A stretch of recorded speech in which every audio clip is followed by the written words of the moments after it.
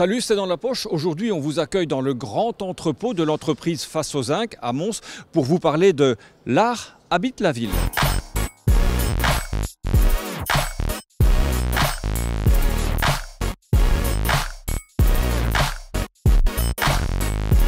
Alors cette sculpture en cours d'assemblage est signée David Mesguich. Elle compte 1700 pièces comme celle-ci numérotées. C'est l'une des œuvres qui seront installées dans le cadre de l'art habite la ville. Il y en a d'autres. Nous, on s'est intéressé à un projet participatif. On va aller à l'école du futur.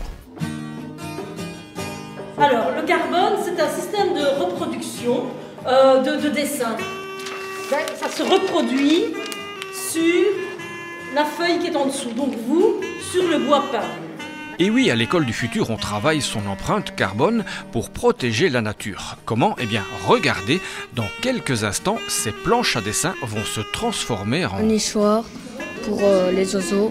Mais pas n'importe lesquels, des nichoirs personnalisés à l'image de leur auteur. C'est toi ça, Amélia?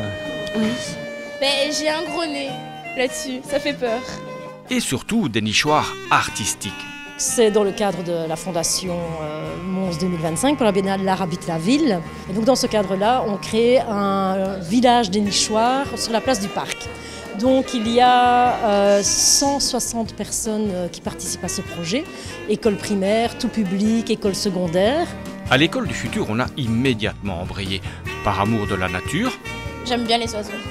Si on voit un animal qu'on tire dessus, ça fait quand même assez mal. Par goût du risque. En plus, je suis nulle pour dessiner, du coup, voilà. Avec un bic, c'est pas évident. Ou encore... Je trouvais juste que c'était cool. Bref, pour toute une série de bonnes raisons. J'ai trouvé ce projet-ci très intéressant. C'est une façon de pouvoir découvrir des nouvelles techniques, mais aussi de contribuer à participer à la vie culturelle. Donc pour moi, c'était important. Et oui, la culture, ça rassemble.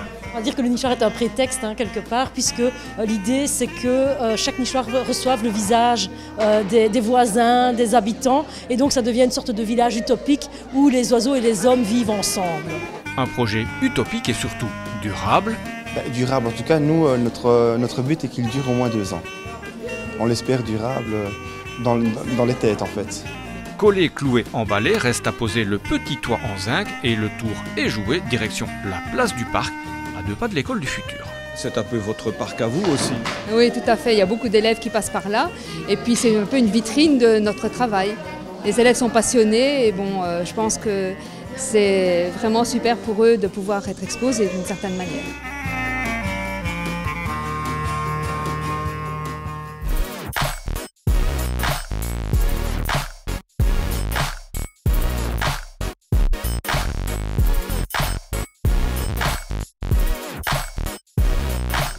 Ici, à l'angle de la rue d'Avray et de la rue de la Biche, on peut admirer cette fresque de Blanc-Bec sur le pignon du restaurant Les Gris Beaumont. Mais en parlant de restauration, on va s'intéresser à ce que les jeunes mettent dans leur assiette, notamment à l'école. Il y a un projet Proxial qui vise à améliorer la qualité de l'alimentation des cantines scolaires. Il vient de fêter ses 5 ans.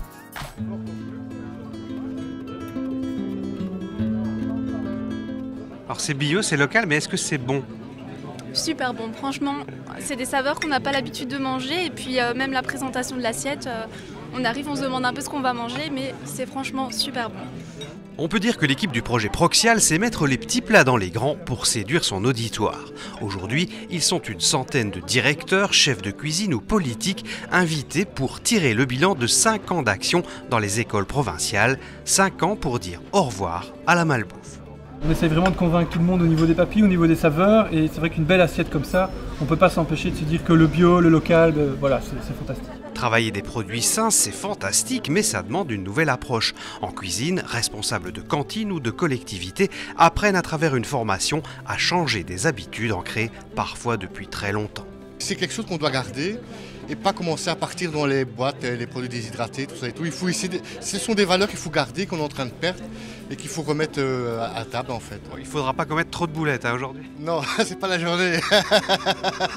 Au menu aujourd'hui, risotto d'orge et curry de lentilles sous la houlette d'un chef d'orchestre aux petits oignons pour ses élèves. Vous les menez à la baguette? Non, ils se laissent pas faire. Hein.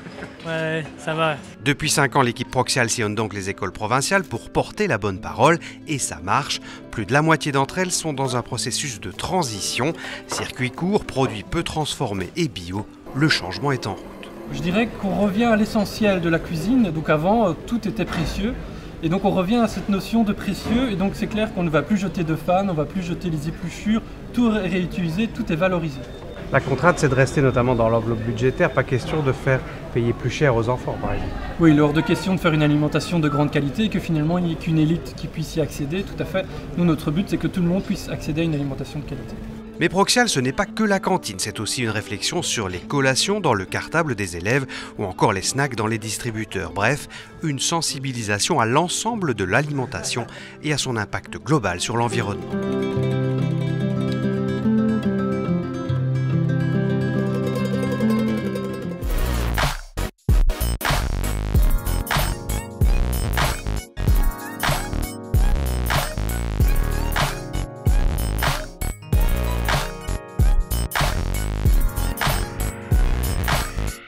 La semaine dernière, nous étions à Condorcet-Tournai. On vous présentait le labo de l'effort et du mouvement. On continue notre visite sur place. On va découvrir un outil qui va aider les étudiants à mieux comprendre le corps humain. Cet outil va révolutionner l'enseignement de l'anatomie. C'est une table de dissection virtuelle, donc composée de 2 écrans de télévision qui sont encadrés par un cadre de diodes infrarouges qui nous permettent donc de rendre ces télévisions tactiles, et tout ça est piloté par un logiciel très très puissant. Avant, il fallait se contenter de mannequins, de squelettes, parfois de cadavres difficiles à se procurer. Désormais, plus besoin de chair fraîche. Les cadavres, 2 hommes, 2 femmes, sont entièrement numérisés. On peut les observer sous toutes les coutures, les déshabiller du regard et même les découper délicatement du bout des doigts. Une première chose que l'on peut facilement faire, si je veux couper le corps en 2, il suffit que j'utilise un bistouri électronique, je retire une partie et puis je viens faire pivoter cette partie et vous voyez, je suis au milieu du corps. Je peux l'agrandir un petit peu si on a envie de voir un peu plus clairement. Voilà. Et avec 3 doigts, je peux maintenant descendre dans ma coupe très facilement ou remonter dans cette coupe aussi facilement. Pour ces étudiants en psychomotricité, cette table numérique est évidemment une aubaine. Les étudiants ont énormément de difficultés à passer de l'anatomie 2D à l'anatomie 3D. C'est-à-dire qu'étudier dans un livre, c'est relativement facile, mais ce qui complique la vie de l'étudiant, c'est de s'imaginer le passage d'un nerf, le passage d'une artère, le trajet d'un muscle, puisque du trajet d'un muscle va dépendre sa fonction. Et donc, ça va vraiment permettre aux étudiants d'avoir une vision directement en 3 dimensions de ce qu'on leur explique donc sur DIA en 2 dimensions. Ça permet vraiment de se rendre compte du trajet du nerf, les régions dans lesquelles il va se rendre. Ça donne vraiment tout de suite une image réelle de ce qu'on donne en théorie.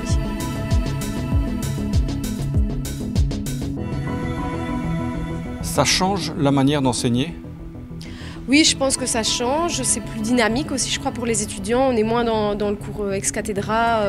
Ça leur permet de participer, de venir se poser autour de la table et de donner son cours et d'avoir différentes visions de la même chose. Et du coup, ça permet, je pense, d'intégrer très vite l'information pour les étudiants. Quant aux vieux os, ils sont désormais rangés aux oubliettes.